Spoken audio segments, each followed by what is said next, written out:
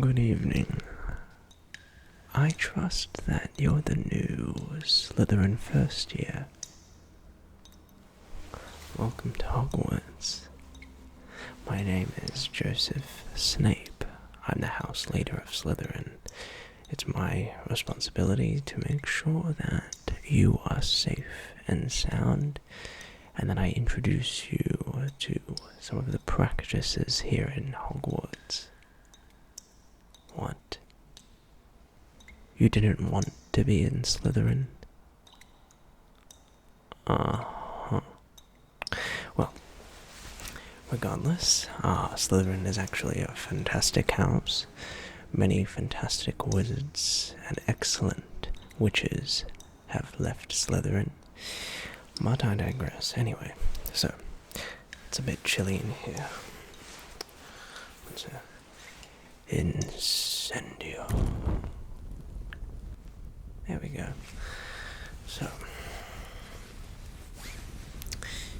So where exactly are you from? You don't look like you're around here. That is quite the travel. I can't imagine how long that would take. Here, let me help you out.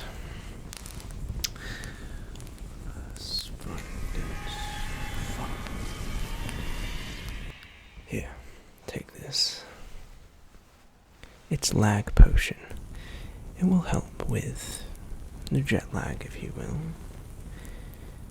I have actually helped craft this myself with my uncle.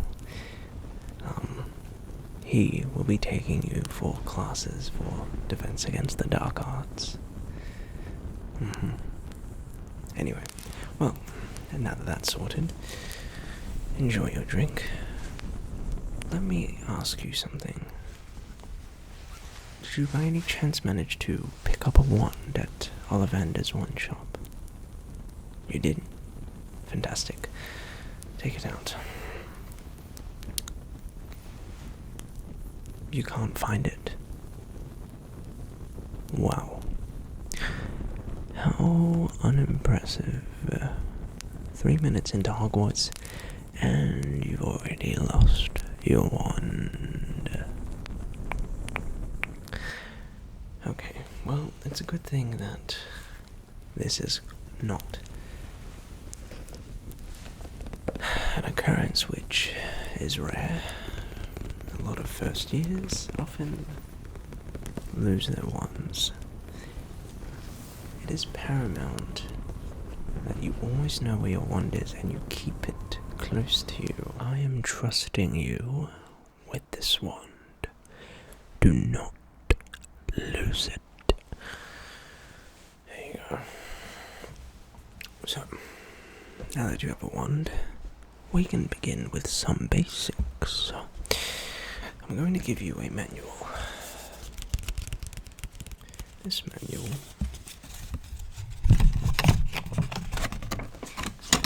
is a basic construction of some spells that you as a first year will need to learn in order for you to succeed and get the required marks to graduate and move on to your next year.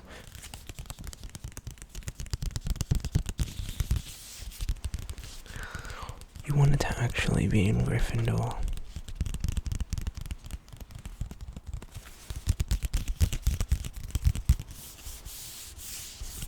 So, this is a simple guide to some of the more basic generic spells that you as a first year will be required to learn to pass and be successful. There are several incantations, as you will see. It will say the incantation followed by the movement or the action. So, for example, let's get up Incendio. And you will see that it has the exact movement of how to perform the magic. So, some that you will need to learn in your first year are of the following. seems like forever since I did these. You do not want to be in final year. Anyway. Herbivorous locomotor plates, arresto momentum. So now that I've given you a wand, given you the list of enchantments you must learn as a first year, it's about time I tell you of some of the things you should expect when residing here at Hogwarts. First of all, our actual leader of Slytherin House would be my uncle, Professor Snape. He is okay provided you work hard and you do not dilly-dally. Aside from that, always make sure that you are well armed. There can be occasions in Hogwarts where things might get a bit ugly. You want to make sure that you know how to defend yourself. My uncle teaches defense against the dark arts, so nothing too special there. You'll also be visiting Professor McGonagall. That would be tomorrow at 9 AM sharp to learn on shape-shifting. I remember actually doing that when I was a first year. That was one of my favourite classes. But I digress. Tomorrow you'll be learning shape-shifting at 9 AM, followed by a 1-hour session with my uncle of an introduction of defense against the dark arts. You shouldn't expect anything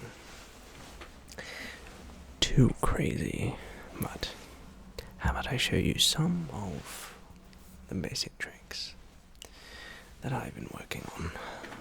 Okay.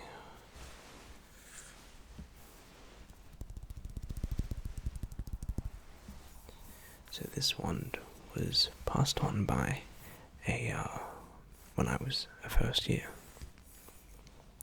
The graduating student, who was at the time the house captain of Slytherin, his name was Draco Malfoy. He had passed me on one of his old wands, as you can see. And, well, ever since then, I've been using his wand. We got along very well, and kind of had this relationship that was something I couldn't put into words, but Mr. Malfoy was gracious enough to give me his wand, and it chose me too. It had its time, but it was about time it passed on to someone else. Who knows, maybe when I graduate, I might pass it on to you, should you want it. But anyway, some of the spells that I've been working on are very interesting. Okay. Incendio. So, this spell is very useful for walking around the corridors late at night. There will be times when, the corridors are dark. There won't be any lights, so this is a fantastic spell to learn. But other than that, some of the other ones. My uncle and I have been innovating our own spells. One that he made when I was in second year was a fantastic spell. It's called Illuminator, and it can actually be used as a defensive mechanism. However, it's a beautiful spell. I remember when I was younger at Christmas, we would, by the Christmas tree, see the star. It malfunctioned and the star was sparking everywhere, and it showered a golden light. So, Illuminator. Illuminator.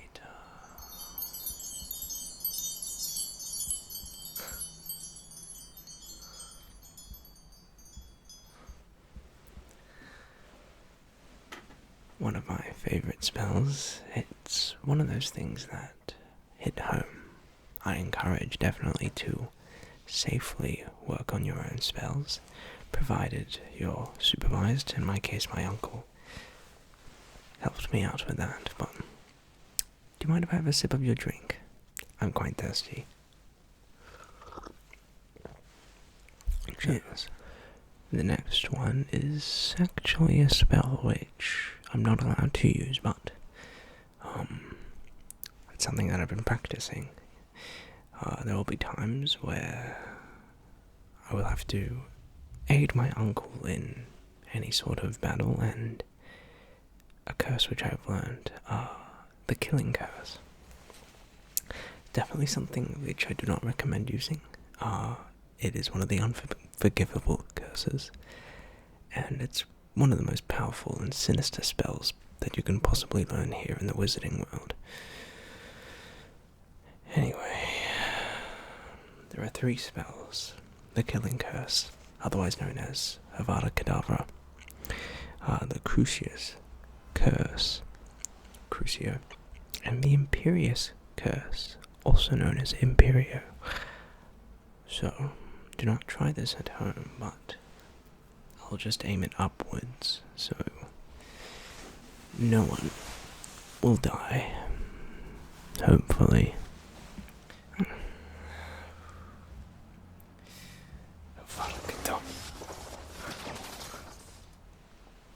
Nice light, eh?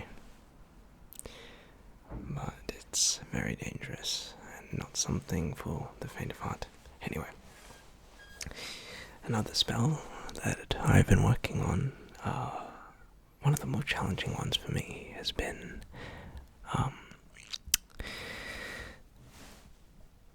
the Patronus Charm.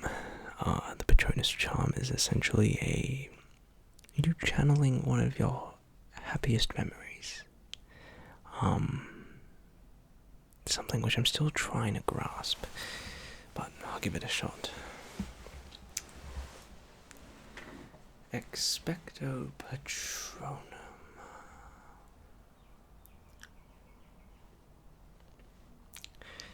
Yeah, still working. I don't really have an animal at the moment. My uncle says it's a doe, but no, I don't think so, at least. Anyway, so other than that, there's something I want to talk to you about, actually, that piqued my interest. You promise, though, not to tell anyone, seeing as we are great friends. However, have you ever heard of a Horcrux?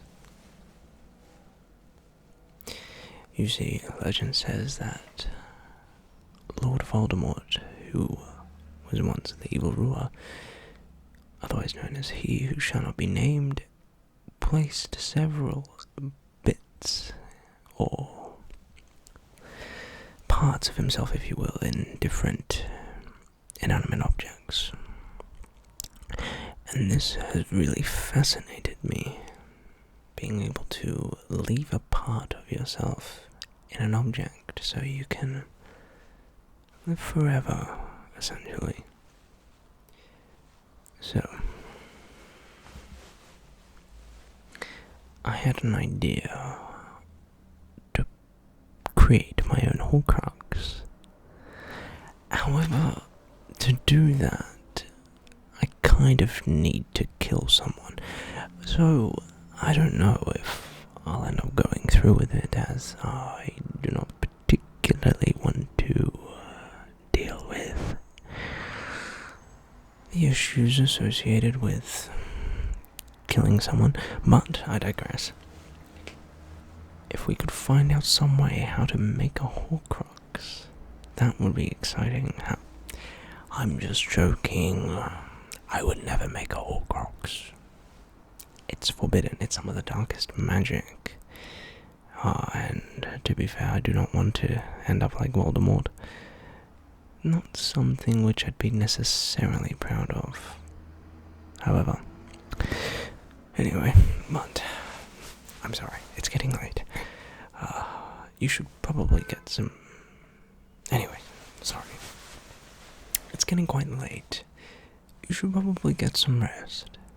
You have a big day tomorrow. Uh-huh. Well, it was a pleasure to meet you. Welcome to Slytherin. If you really desperately want to change, we can figure that out. But, till then, enjoy. Have a great one.